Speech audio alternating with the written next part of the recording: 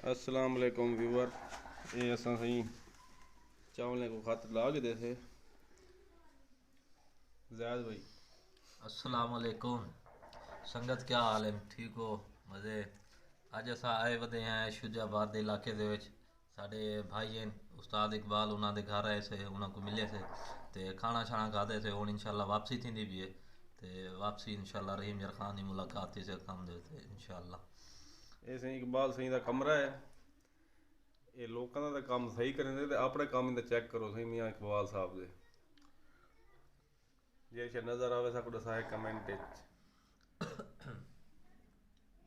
ये लिखा चाचा ये उन्होंने वाले साहब हैं इकबाल दे। अल्लाह ताला इन्हें दी लंबी उम्र करे। ये उन्होंने वाले साहब हैं। ये इकबाल साहब का घर है।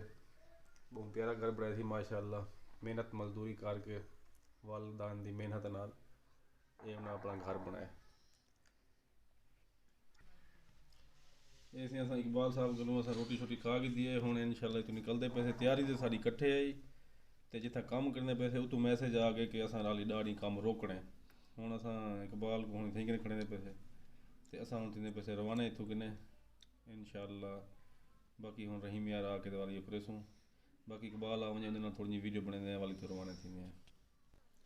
ये सी इकबाल सी हूँ बोतल चाह दे आ गए चावल शवल अस खा के दिन हूँ बोतल चाह दे आ गए। हाँ सी जी चाय वे बोतल जी उस्ताद जी बोतल चाय द्वारे के रोटी शोटी खा के दिए है जी आज रोटी जी खा उस्ताद ये घर पड़ा है मेरा अपना कमरा ये है।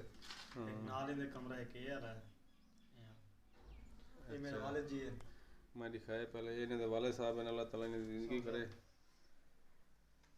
तस्वीर साफ कोनिया दी पई दे थोड़ा अंधेरे च करके बैठे थे अंदर। क्या पढ़ बाकी सी अज अस इन्हें को वधे थे इकबाल सारे को कम करें थे कि रहीम यार खान अज अस इन्हें इलाके च आए वधे थे। बाकी जरा ना इन बाहर तो घर दिखे ने बद वेंदे इतों कने ये तुम्हें पास गेट मारो बाजू में कि उठे यो करने रे कोई ना वही ने गेट मार के बाद गेट में रे फ्रंट से ये सी इकबाल सी का कमरा है। कमरा है ये भी जाब में मेरे को हिंदा शौक है पले ना रखना मेरे को लगे लोहे का शौक है ना ये टॉप बैग हैं सारे यार। ये सी इकबाल सही का दुहां दो कमरे ये बाल बैठन पे ये बाहर तक कमरे का है। देखना है बिल्डिंग एक क्या लखन है ये गेट मारा